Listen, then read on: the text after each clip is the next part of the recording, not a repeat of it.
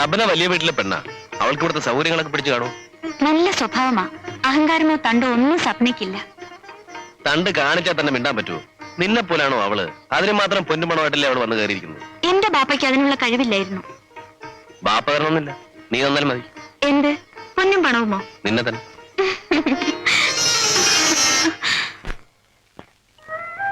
നൂർജഹാനെ, നീ 2 പാത്രം ചായ കൊണ്ടുപോയി അയ്യൂബിന് സപ്നയ്ക്കും കൊടുക്ക്.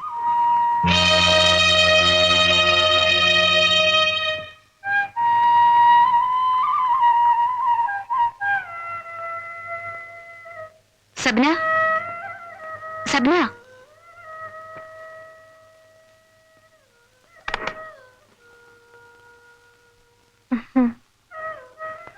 ഇപ്പൊ എന്തിനാ നിനക്ക് ബുദ്ധിമുട്ടുന്നു? ഞങ്ങൾക്ക് വേണ്ട കാപ്പി ഞാൻ ഒന്ന് എടുത്തുകൊണ്ട് പോരുമായിരുന്നല്ലോ. ഇതൊക്കെ ഒരു ബുദ്ധിമുട്ടാണോ?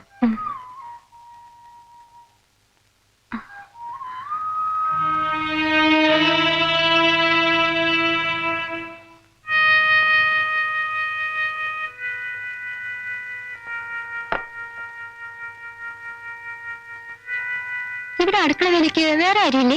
വേറെ ആളെന്തിനാ? എനിക്ക് ചെയ്തു തീർക്കാവുന്ന ജോലികളെ ഇവിടെ ഉള്ളൂ. എനിക്ക് കുളിക്കാൻ വെള്ളം ചൂടാക്കിയിട്ടുണ്ടോ? അമ്മായി പറഞ്ഞപ്പോഴേ ചൂടാക്കിയല്ലോ. ഇവിടെ ഒരു വേലക്കാരി നിർത്തിക്കൂടെ? നൂർജഹാൻ അറിയാത്ത ജോലികളൊന്നുമില്ല. എല്ലാ ജോലിയും അവൾക്ക് തന്നെ ചെയ്യണം. വേറെ ആളെ നിർത്താൻ അവൾ സമ്മതിക്കത്തുമില്ല. അല്ലേ നൂർജഹാനെ?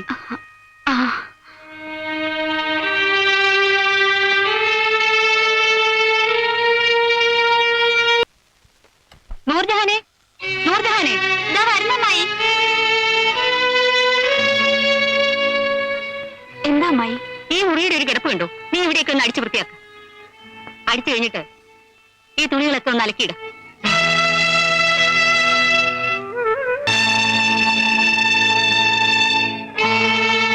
ഇതൊക്കെ ഞങ്ങളുടെ വസ്ത്രങ്ങളല്ലേ? ഇവിടെ വേലക്കാരി നിർത്താൻ പറ്റില്ലെങ്കിൽ ഞങ്ങളുടെ വസ്ത്രങ്ങൾ ഡോബിഡി കൊടുത്തോളാം.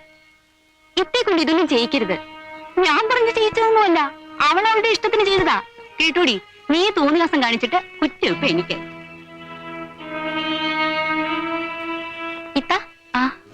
ഇത്ത എന്താ ഒരു വേലക്കാരി നിർത്താൻ സമ്മതിക്കാത്തത്?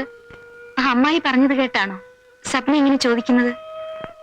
ഒരു വേലക്കാരി നിർത്താൻ അമ്മായി സമ്മതിക്കില്ല. നിന്നെ അറിയിക്കാതിരിക്കാൻ വേണ്ടി അമ്മായി ചുമ്മാ അങ്ങനെ പറഞ്ഞതല്ലേ. അത്രയ്ക്ക് പിശിക്കാണ് ഈ അമ്മായി. അത് വഴിയേ അറിഞ്ഞോളൂ.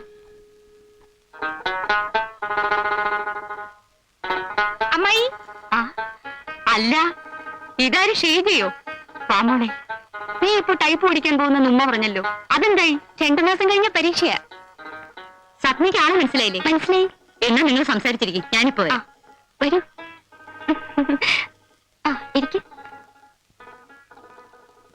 ഞാൻ വിചാരിച്ചു എന്നെ മനസ്സിലായി കാണില്ലെന്ന്. കല്യാണ ദിവസം മാത്രമേ കണ്ടുള്ളെങ്കിലും ഷീജ എനിക്ക് എത്ര പെട്ടെന്ന് മറക്കാൻ പറ്റില്ലല്ലോ. അന്നെ കളിയൊക്കെ കൊണ്ടാണെന്നില്ലേ? എന്ത് പറ്റുന്നു? ചെറിയൊരു ആക്സിഡന്റ്. ഞാൻ സ്കൂട്ടറിൽ വരുമ്പോ ഒരു പയ്യൻ കുറുകെ ചാടി. അവരെ രക്ഷിക്കാൻ ശ്രമിച്ചപ്പോ വണ്ടി ഒന്ന് പാളി. വലിയ അപകടമൊന്നും പറ്റിയില്ലല്ലോ? ഒന്നുമില്ല. നൂർജഹാൻ എവിടെ? ഒരല്പം ചൂട് പിടിക്കാൻ. അവള് കുളിക്കുക. കഴിഞ്ഞു നോക്കട്ടെ. നൂർജഹാനെ, നൂർജഹാനെ, ഇപ്പൊ വരാമായി.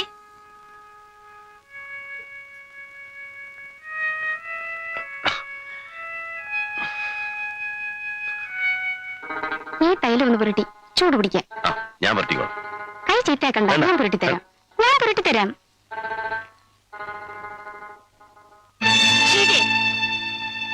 ഇത്രയ്ക്ക് ഭാരിച്ച ജോലികളൊന്നും നീ ചെയ്യണമെന്നില്ല.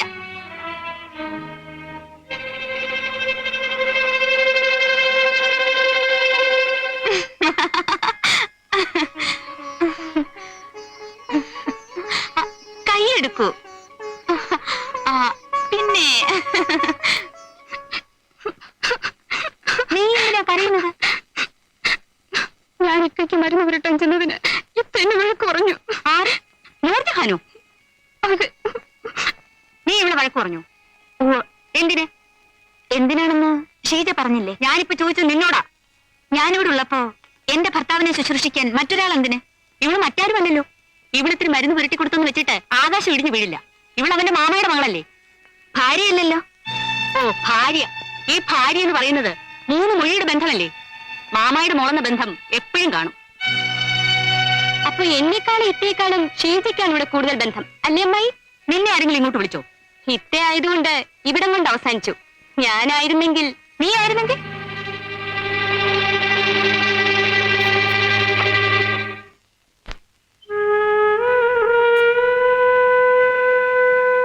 ഇത്ത, എനിക്കൊരു സംശയം.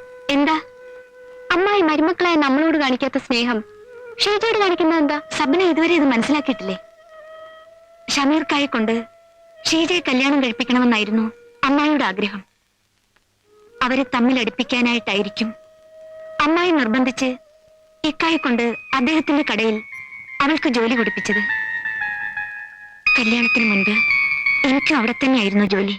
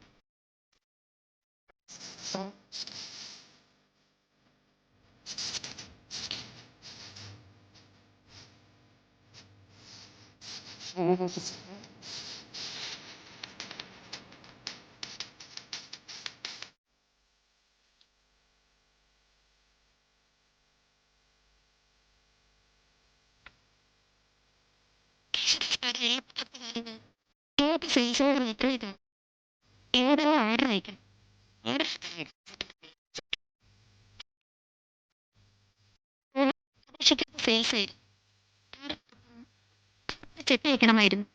ചെപ്പ് അപ്പരാനും ഇല്ലായിരുന്നല്ലോ.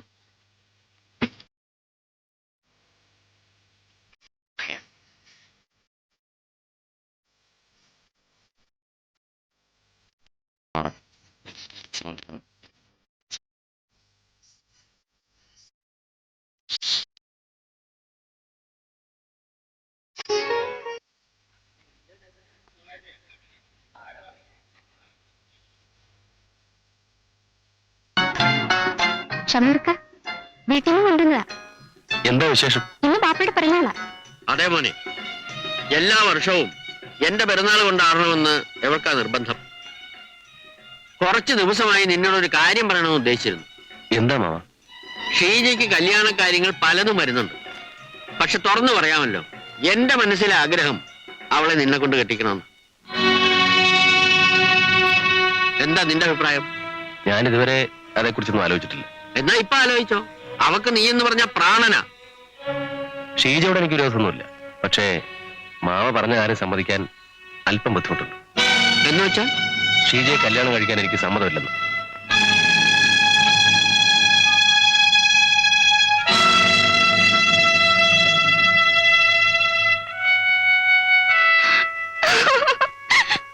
മണ്ടി പെണ്ണെ, എന്തിനാ കരയുന്നേ? ഇതിലും വലിയ എത്രയോ മലകൾ ചവിട്ടി കയറിയിരിക്കുന്നു. പിന്നെയാണോ ഈ കുന്ന്? നീ സമാധാനപ്പെടും. ഒരു തോന്നലിന് അവൻ എന്തോ പറഞ്ഞു പോയതാണ്. നാളെ അവനെ കൊണ്ട് ഇത് മാറ്റി പറയിച്ചില്ലെങ്കിൽ ഈ അമ്മായിയുടെ പേര് റംലയെന്നല്ല. ഷമീർക്ക നൂർജഹാന്റെ അടുപ്പത്തില്ല. അതോ ഇപ്പോ ഇതിനെതിരെ പറയാൻ കാരണം? അതോർത്ത് നീ വിഷമിക്കണ്ട. ഈ റംലയുടെ ശരീരത്തിൽ ജീവൻ ഉള്ളിടത്തോളം കാലം അവൻ അവളെ നിക്കാഹ് ചെയ്യാൻ പോകുന്നില്ല. ഞാനാ പറയുന്നത്. ഷീജ ഇന്ന് വന്നില്ല. അവളിന് വരുമെന്ന് തോന്നുന്നില്ല. കാരണം ഇന്നലെ അവളും മാപ്പയും കൂടെ വീട്ടിൽ വന്നിരുന്നു. എന്നെ കൊണ്ട് ഷീജയെ കല്യാണം കഴിപ്പിക്കാമെന്ന് ഇന്നലെ ഉമ്മ അവൾക്ക് വാക്ക് കൊടുത്തിരിക്കുകയാണ്.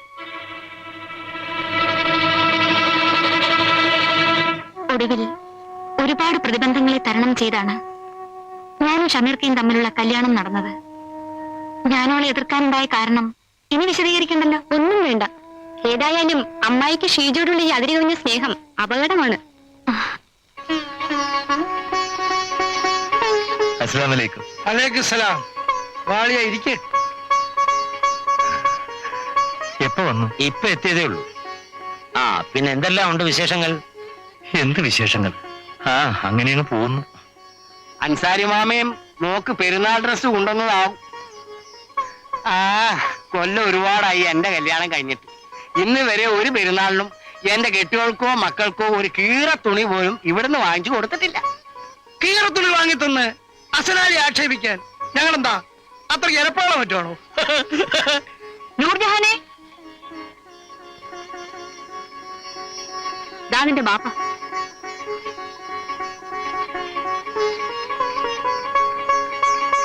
ഇതാ മോളെ ഇക്കൊല്ലത്തെ പെരുന്നാൾ പുടവ. അങ്ങനെ അങ്ങ് കൊണ്ടുപോയാലോ? ഞങ്ങളും കാണട്ടെ. ഇതാണോ ബാപ്പ പുന്നാരമൊക്കെ കൊണ്ടുവന്ന പെരുന്നാൾ ഡ്രസ്? ഇതിവിടെ കൂലിപ്പണിക്ക് നടക്കുന്ന പെണ്ണുങ്ങൾ പോലും ഉടുക്കത്തില്ല. ദാ നോക്ക്, സ്വപ്നയുടെ ബാപ്പ അവൾക്ക് കൊണ്ടുവന്നിരിക്കുന്ന പെരുന്നാൾ പുടവ. അന്തസ്സുള്ളവരങ്ങനെയാ. ഇതിന്റെ ഒന്നും ആവശ്യം ഇപ്പൊ ഇവിടെ ഇല്ല. അതും ഇത്രക്ക് വില കൂടിയ തുണികൾ. കല്യാണം കഴിഞ്ഞിട്ട് ആദ്യമായി വരുന്ന പെരുന്നാളല്ലേ എന്ന് വെച്ച് ചുമക്കാൻ വയ്യാത്ത ഭാരം എടുത്ത് തലയിൽ വെക്കണം. മാമയ്ക്ക് മകളായിട്ട് നൂർജ് മാത്രമല്ലല്ലോ, താഴെയും വേറെ പെൺകുട്ടികളില്ലേ. അവർക്കും കല്യാണപ്രായമായി വരികയാണെന്നുള്ള വിചാരം മാമയ്ക്ക് വേണം. മേലിതൊന്നും ആവർത്തിക്കരുത്, എനിക്കിഷ്ടമല്ല. കഴിഞ്ഞ തവണ ഞാൻ കൊണ്ടുവന്നിരുന്ന തുണികൾ ഒന്നും മോശമായിരുന്നില്ലല്ലോ. പിന്നെ എന്തിനാ ഈ മാറാപ്പുകളൊക്കെ ഇങ്ങോട്ട് കിട്ടിയെടുത്തു? നോമ്പും പെരുന്നാളും ഒക്കെ വരുമ്പോ മക്കളെ ഓർക്കാതിരിക്കാൻ ഉമ്മബാപ്പമാർ കഴിയൂ? അങ്ങനെ ദേഷ്യപ്പെട്ട് പോയാലണിയാ അടി ഇരുന്നാട്ടെ. മാമ ഫോണിലാണോ? അമ്മായി കഥയില്ലാതെ എന്തോ പറഞ്ഞെന്ന് വെച്ച്. ഇല്ല സുനാലി, ഇവിടെ ഞാനൊരു അധികപ്പറ്റാണ്. ഇതിനു മുമ്പും എനിക്കിവിടുന്ന് മാനക്കേടെ കിട്ടിയിട്ട് ഇനി അത് താങ്ങാനുള്ള കരുത്ത് എനിക്കില്ല.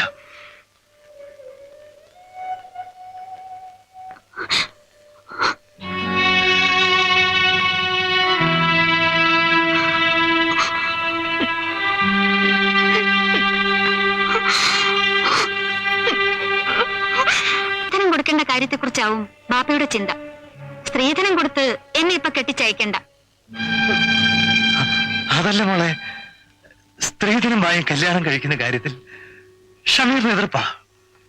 അവനത് സമ്മതിക്കുകയില്ല. നമ്മ പോലെയാണോ ഷമീർ?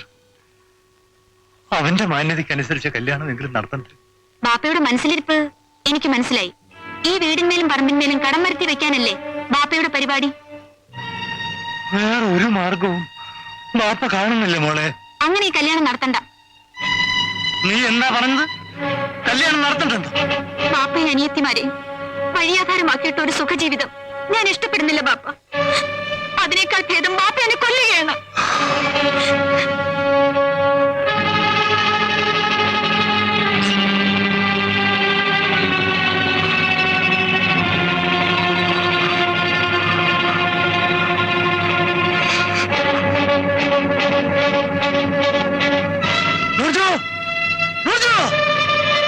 എന്താ ബാപ്പ?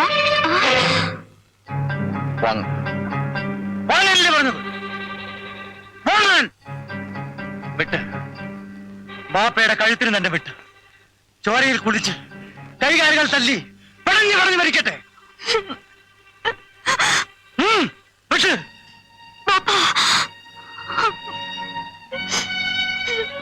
എന്താ സാധിക്കുന്നില്ലേ? ഇത് തന്നെയാണ് മോളെ ബാപ്പയുടെ അവസ്ഥ. നിങ്ങളെ മരിക്കാൻ അനുവദിക്കാൻ ബാപ്പയ്ക്കാവില്ല. നിങ്ങളെ കണ്ടുകൊണ്ട് കെട്ടിത്തൂങ്ങാനും എനിക്ക് കഴിയുന്നില്ല. ഇനി ഞാൻ എന്ത് ചെയ്യണം? നൂർജു, ബാപ്പ എന്ത് ചെയ്യണം?